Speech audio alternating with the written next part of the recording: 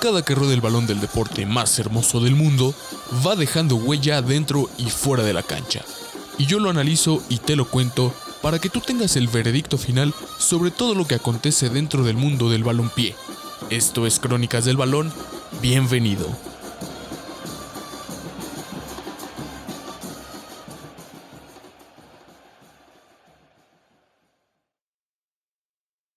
Antes de comenzar quisiera agradecerle a Alexa Mendo y a Andrea Velarde, que dicho sean de paso son unas grandes porteras, por su colaboración para la realización de este podcast, pues sin sus experiencias vividas, sin su información y sin sus puntos de vista, este episodio no se pudiera haber hecho. Abrazo grande para las dos. Eso se lo tendría que preguntar yo a ustedes.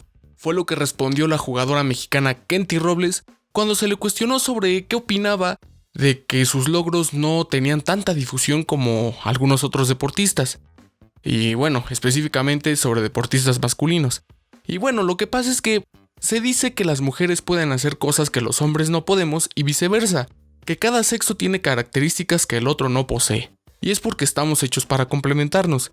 Y así como existen estas afirmaciones basadas en la naturaleza de cada uno, también existen afirmaciones en el tema social que yo no sé si sean verdad o vengan de algún prejuicio mal establecido o mal fundamentado. Lo que sí sé que es verdad es que ambos valemos lo mismo. No hay uno mejor que otro ni nadie está por encima de nadie. Al menos esto es en la teoría, porque la práctica lamentablemente deja mucho que desear. Y aunque en este podcast se hable de fútbol y no de temas sociales, desafortunadamente este último, el deporte más hermoso del mundo, no queda exento.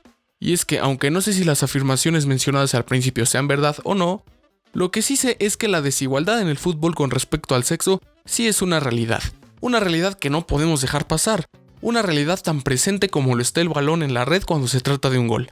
Y es que aunque estamos en una época de la historia humana en la que se ha progresado bastante, todavía nos queda mucho camino por recorrer para que haya una verdadera equidad no solo en el deporte rey, sino también en la sociedad, porque esta, lo queramos o no, nos guste o no, repercute de alguna u otra forma en la manera en que rueda la pelota.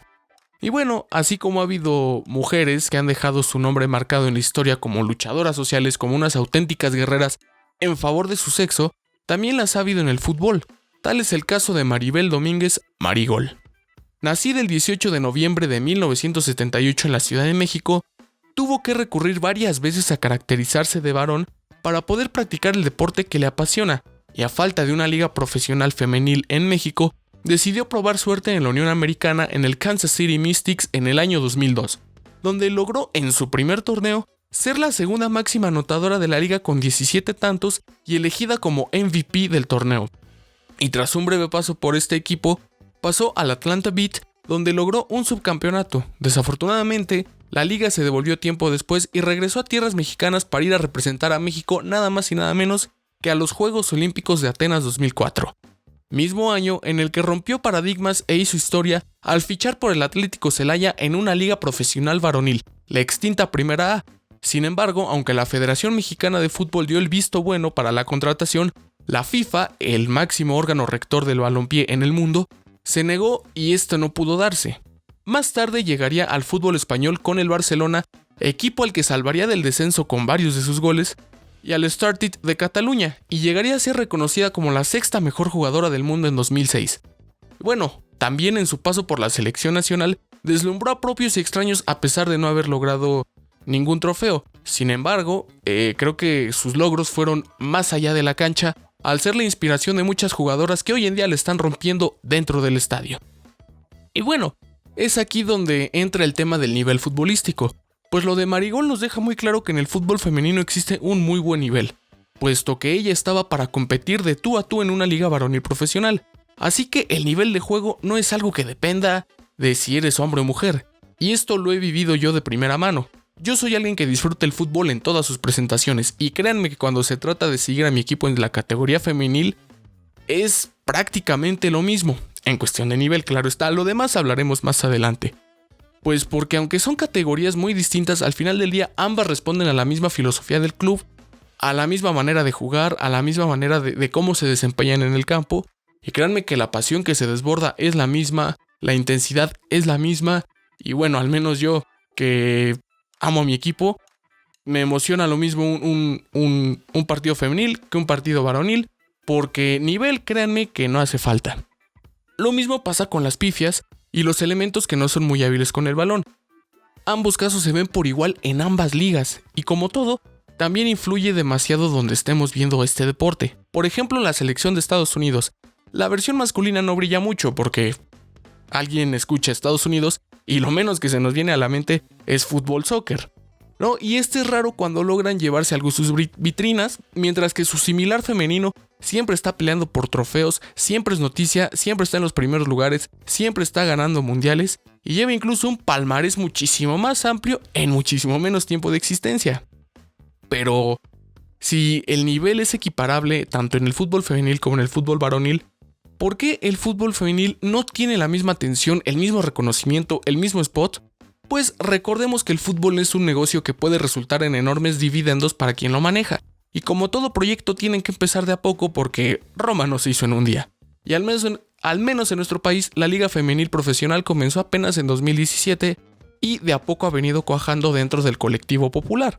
Sin embargo, la diferencia con el torneo varonil profesional es de 74 años, lo cual representa una enorme estructuración y progreso que, bueno, sin embargo en estos tiempos contamos con herramientas y tecnologías en el campo de la comunicación con las que darle difusión a un proyecto de carácter nacional no sería un problema, pero es aquí donde entra el fenómeno de oferta y demanda en cuanto al deporte como producto. Y es donde los factores extracancha comienzan a tener relevancia e impacto directo, como lo son la inversión en los equipos, la venta de boletos, la venta de derechos televisivos, que en el fútbol femenil desgraciadamente es menor. Hay equipos que incluso los partidos femeniles son gratis, hay equipos que venden los derechos televisivos a menor costo, e incluso hay equipos que sus partidos no los transmiten, como el caso de Pachuca, que al menos en el torneo Guardianes 2021 ha habido partidos que, bueno, la afición se tiene que enterar por medio de redes sociales porque no hay lugar donde se transmitan. Bueno, de todos estos serán las cantidades que se obtengan proporcionales a los salarios. O sea, que si un equipo no paga decentemente a los futbolistas, ¿con qué cara va a tener una alta exigencia? Y no solo en el fútbol, en cualquier trabajo. Si tú no le das un salario digno a los trabajadores, ¿cómo vas a ir a exigirles? Es decir, si no se invierte de manera sólida, no se obtienen resultados sólidos, tal y como lo vemos en Nuevo León, donde Monterrey y Tigres han apostado fuertemente a sus equipos femeniles y en el poco tiempo que lleva la liga, lo han dominado de manera significativa. Esto ha llevado a que la rivalidad entre estos dos sea igual de apasionada en el equipo masculino como en el femenino. Pero, más allá de todo esto, recordemos que en nuestro país existe un gigante problema de machismo. Y es algo que no se puede ignorar ni dejar pasar. Es una situación constante y latente. Como lo dijimos al principio, aunque vivimos en una época donde se ha progresado bastante, aún queda un largo trecho por recorrer para lograr la equidad. Y es que aún todavía hay gente que piensa que el fútbol es un deporte exclusivo de hombres. Tan bonito que es el balompié como para restringirlo por motivos tan absurdos. Y lo mismo, la misma gente es la que se rehúsa a consumir el fútbol femenil. Y ya ni siquiera hablemos de mostrarles todo lo que son capaces de lograr las damas a la hora de patear el balón. Son estas actitudes retrógradas, viejas, ¿en qué año estamos, por Dios? Las que representan un enorme lastre a la hora del desarrollo de este deporte, del fútbol. Pues no solo lo vemos en la grada, lo vemos desde la dirigencia de los mismos clubes cuando no permiten usar ni siquiera el mismo estadio que el club varonil, como el ejemplo de Cruz Azul, como pasa con Atlas, como pasa con Pumas, o cuando no permiten ni siquiera que el equipo se cambie dentro del terreno de juego, que para no provocar al público, como si fuera culpa de ellas que haya gente que no se sepa comportar. Esta misma gente que únicamente va a los partidos a lanzar piropos y ver de manera irrespetuosa a las jugadoras, como ha ocurrido con Norma Palafox y Hanna Gutiérrez, quienes, afortunadamente, y aplauso para ellas, ya se han pronunciado en contra de este acoso y con toda la razón, pues al ser unas auténticas cracks es injusto y hasta insulso que haya gente que pase a segundo término su talento por este tipo de cuestiones. Por lo tanto, si algo está mal dentro de la sociedad, repercutirá directamente en un deporte tan allegado a la misma, en un deporte tan arraigado con la gente, tan popular, el deporte del populacho del pueblo. Entonces, ¿por qué el fútbol femenil no es tan popular como el varonil? ¿Por qué no se le da la misma difusión, la misma atención? ¿Será porque es un proyecto reciente? ¿Será porque es un proyecto que tiene que desarrollarse o más bien se tratará de un problema de machismo que está sumamente marcado y no deja avanzarlo como debería? Bueno, yo dejo el balón rodando. Esto fue Crónicas del Balón. Yo fui Alex Avendaño.